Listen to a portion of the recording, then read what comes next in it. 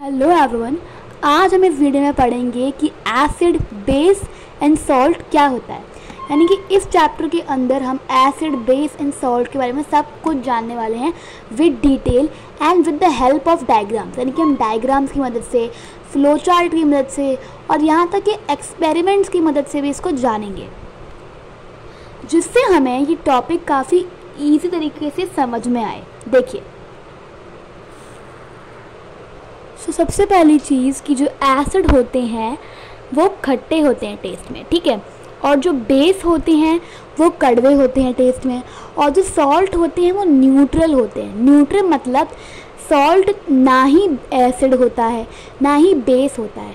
जो सॉल्ट होता है ना वो एसिड और बेस से मिलकर बनता है, इसीलिए उसे न्यूट्रल बोला जाता है कि वो न्यूट्रल है, ना ही एसिड है ना ही बेस है। तो ये होता है आपका सॉल्ट, और बेस कड़वा होता है और एसिड खट्टा होता है। अब इसकी कुछ एग्जांपल्स भी होती हैं। सो गाइस, जिससे कि आप एग्जांपल ले सकते हो, एसिड की एग्जांपल है जैसे कि लेमन, ठीक है। एसिड की जो एग्जांपल है वो लेमन है, लेमन खट्टा होता है। और बेस कड़वा होता है तो बेकिंग सोडा आपके बेस की एग्जांपल है। और सॉल्ट यानी कि नमक, और नमक तो आपका टेबल सॉल्ट जो होती है, आपको बेसिक सा नमक होता है, तो वो आपके सॉल्ट की एग्जांपल हो गई, ठीक है। अब इसके अंदर हमने एग्जांपल्स देखी, ठीक है। अब हमने ये तो पढ़ लिया कि एसिड, बेस, सॉल्ट क्या होते हैं थोड़ा थोड़ा, और उनकी एग्जांपल भी पढ़ ली।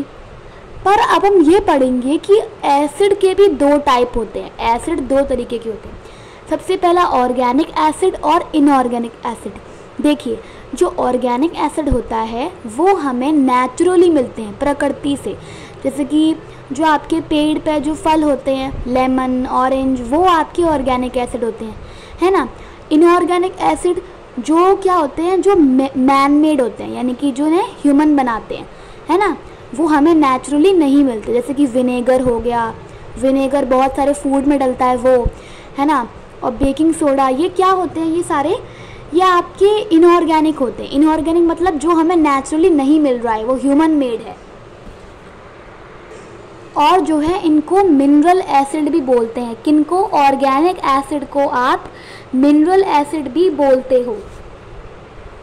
सो बेसिकली जो एसिड होते हैं वो कुछ स्ट्रॉन्ग होते हैं और कुछ वीक होते हैं। देखिए, जो आपके स्ट्रॉन्ग एसिड होते हैं ना, उनमें बहुत ज़्यादा हाइड्रोजन एटम की मात्रा होती है।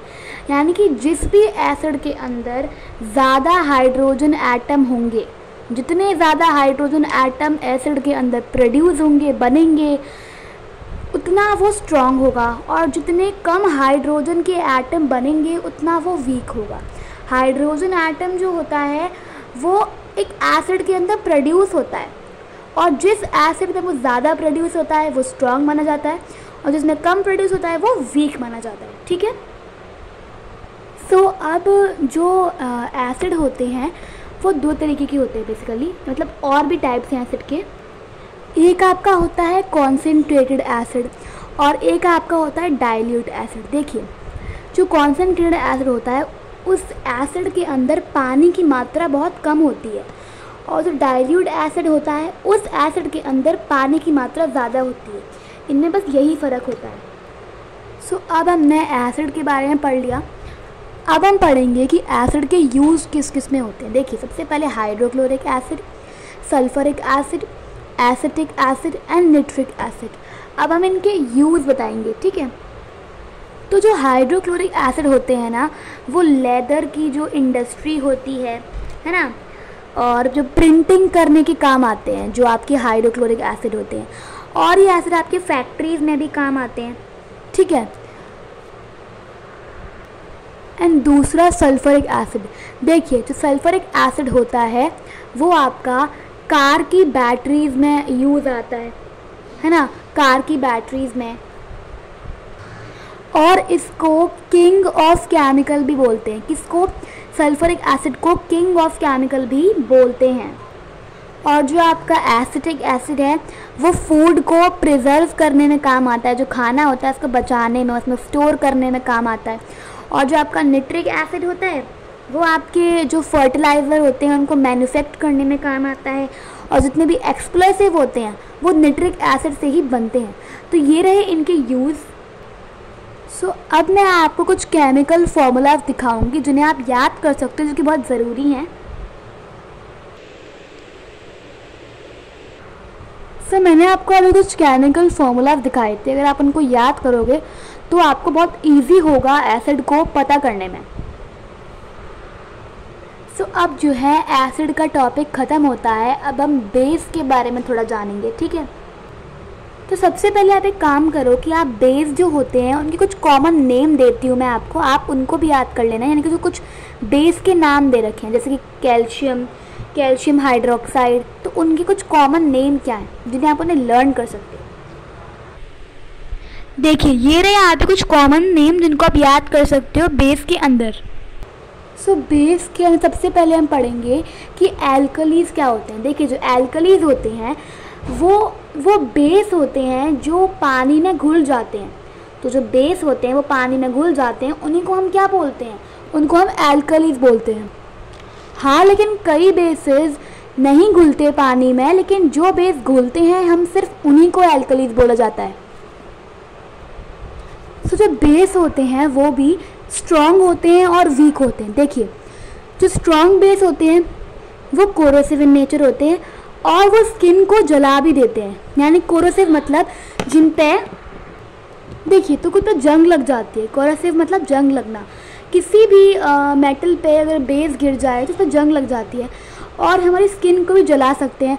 लेकिन वीक एसिड पे जंग नहीं लगती और इसी में ज़्यादा इफेक्ट भी नहीं पड़ता।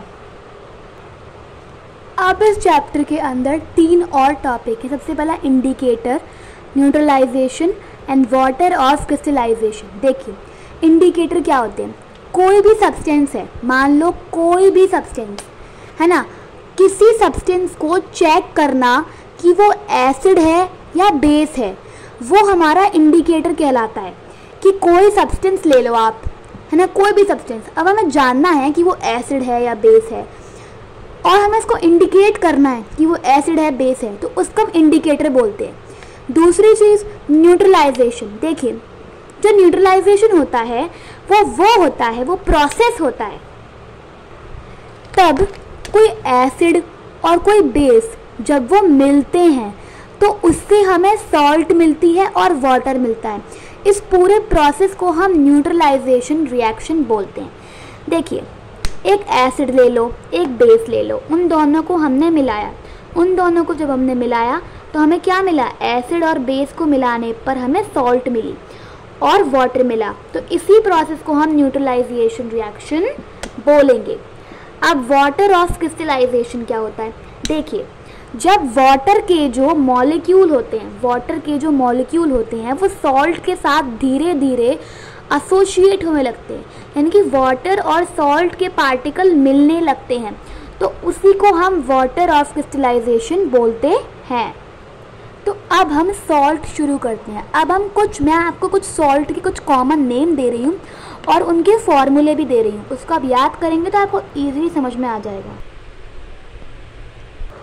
तो अब हम सॉल्ट के अंदर 3 तरीके की सॉल्ट होती है। सबसे पहले होती है नॉर्मल सॉल्ट, बेसिक सॉल्ट और एसिडिक सॉल्ट।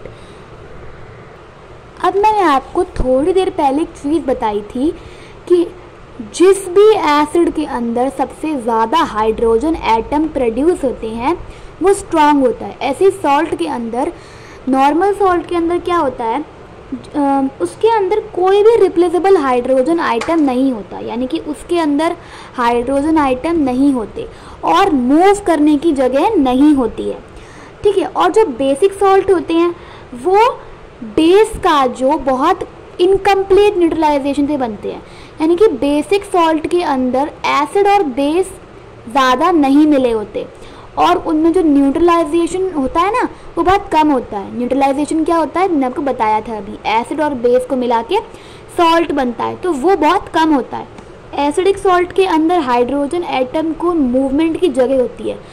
देखो इन दोनों में ये डिफरेंस है कि इसके अंदर मूवमेंट नहीं कर सकते हाइड्रोजन एटम और इसके अंदर मूवमेंट कर सकते हैं, और इसके अंदर न्यूट्रलाइजेशन पूरा नहीं होता। तो बस यही डिफरेंस है इन तीनों के बीच में। सो ये थी आपकी आज की वीडियो। और भी केमिकल फार्मूलाज मैं आपको अपनी नेक्स्ट वीडियो में बताऊंगी।